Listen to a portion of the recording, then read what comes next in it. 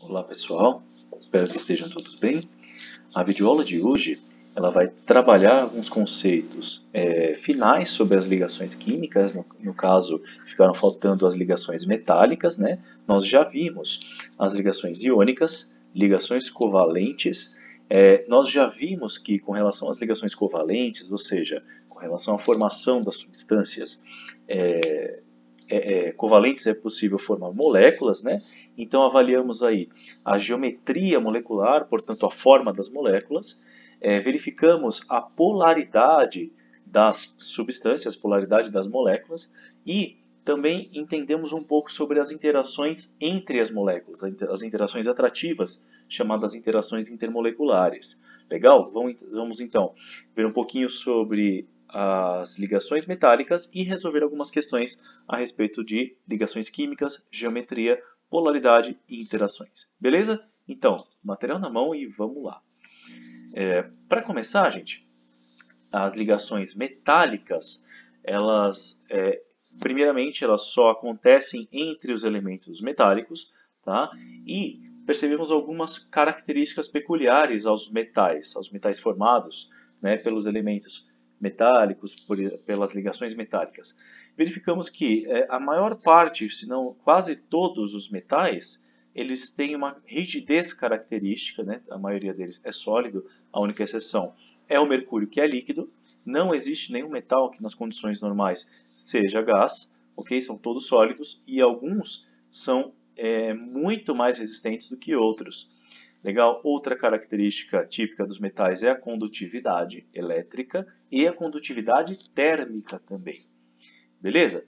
Também verificamos um aspecto especial que é aquele brilho característico dos metais. Também é uma indicação de elemento metálico. Beleza? Como que acontece a ligação metálica?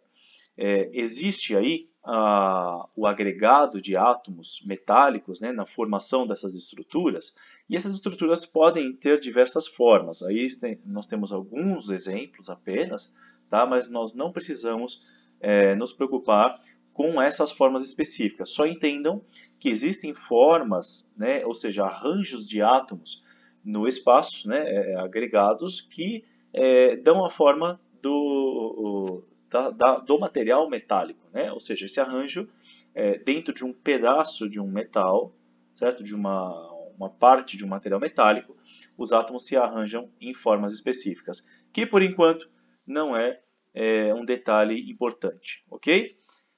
O que é importante agora é entender que uma característica de todo elemento metálico é a tendência de perder elétrons, certo? Por exemplo, no fio de cobre, vale lembrar que o átomo de cobre, por ser um metal, ele tem a tendência a formar cátions perdendo elétrons, tá? No caso de uma reação química. Legal. Acontece que quando vários átomos metálicos estão juntos, há uma tendência natural de todos perderem os elétrons que são da sua natureza. No caso do cobre, cada átomo de cobre perde 2 elétrons, e esses elétrons ficam circulando ao longo de todo o material, só que não sai do material. Legal? Então, essa interação entre os cátions formados e os elétrons livres, esse mar de elétrons, é o que dá essa interação que garante a estabilidade do material. Essa estabilidade, característica dos metais, ela é tamanha que alguns metais são extremamente resistentes, rígidos, duros, tá? E com altas temperaturas de fusão. Ok, gente? Essa interação nada mais é do que a interação metálica, a interação entre os átomos de metais. A ligação metálica, portanto.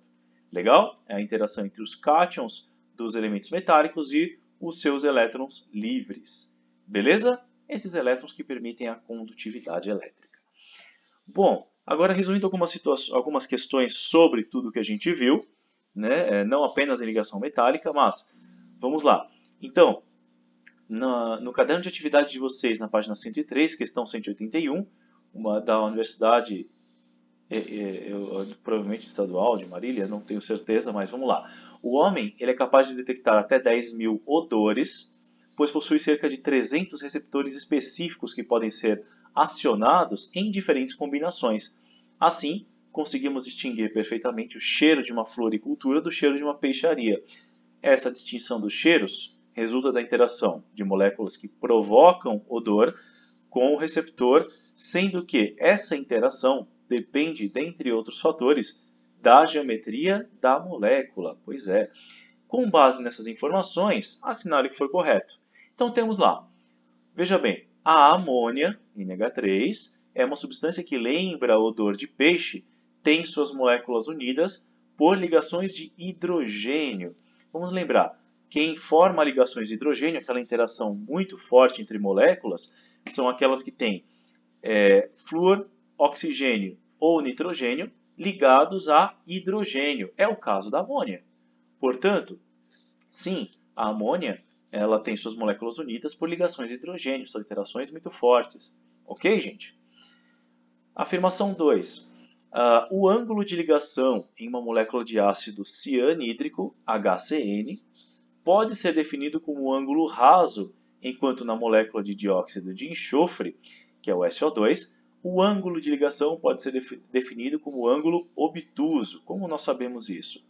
Bom, o HCN, vale lembrar que nós temos uma ligação entre o hidrogênio, o carbono e o nitrogênio. O carbono, nós sabemos que ele faz 4 ligações, então ele só pode fazer mais 3 ligações com o nitrogênio, que é justamente o máximo de ligações que o nitrogênio é capaz de fazer. Sim, que nesse processo sobrem elétrons não ligantes no átomo central, que é o carbono. Sendo assim, sim, nesse caso o átomo central é o carbono, o hidrogênio fica de um lado e o nitrogênio de outro lado. Ou seja, a ligação é definida por um ângulo raso? Sim, exatamente, ou seja, geometria linear. Ok? São 180 graus do hidrogênio até o nitrogênio. Enquanto na molécula de dióxido de enxofre, né, o SO2, o ângulo de ligação pode ser definido como ângulo obtuso. Isso por quê? Porque na formação do SO2, nós temos uma dupla ligação com o oxigênio e uma ligação coordenada do tipo dativa, nós vamos ver mais para frente, com outro átomo de oxigênio. Sendo assim, o enxofre é o átomo central, é isso que nos interessa aqui, certo? E sobre o enxofre, ainda sobram 2 elétrons, um par de elétrons, portanto, não ligante. O resultado é a formação de uma geometria angular. Ok, gente? Portanto, pode ser definido como um ângulo obtuso? Perfeitamente. É um ângulo obtuso e a afirmativa 2 é correta. Ok? Bom, na afirmativa 4, o trifluoreto de fósforo possui geometria trigonal plana e o ângulo de suas ligações correspondem a 120 graus, que é a medida do ângulo interno de um triângulo equilátero. Nós vamos perceber que essa afirmativa é falsa. Por quê? O fósforo fazendo 3 ligações com 3 átomos de flúor, ok? O fósforo ainda permanece com um par de elétrons não ligante, que sendo o fósforo o átomo central, esse par de elétrons vai causar repulsão. Nesse caso, a geometria do trifluoreto de fósforo é piramidal e não trigonal plana. Sendo assim, esse ângulo aqui é incorreto, certo? E a geometria também está incorreta. O resultado é que a afirmativa 4 é errada. Ok? Na afirmativa 8, a substância H2S, é o sulfeto de hidrogênio ou ácido sulfídrico, é responsável pelo cheiro de ovo podre. Verdade? Essa substância possui ângulo de ligação próximo de 105 graus, devido à repulsão dos pares de elétrons não compartilhados. Ok? Cabe lembrar que o enxofre, ao formar ligação covalente com 2 átomos de hidrogênio, ainda sobra sobre ele, que é o átomo central, 2 pares de elétrons não ligantes, semelhante ao que acontece com a água, certo? Nesse caso, a substância H2S, ela tem um ângulo de ligação aqui próximo de 105 graus? Sim, correto. Exatamente. Devido à repulsão dos pares de elétrons não compartilhados? Correto. Ou seja, a afirmativa 8 é verdadeira. Certo? Na afirmativa 16, temos que o ácido valérico, com 5 carbonos na sua cadeia carbônica, responsável pelo cheiro de chulé, possui maior ponto de ebulição do que o ácido butírico, que tem 4 carbonos na sua cadeia carbônica, responsável pelo cheiro de vômito. Olha que interessante.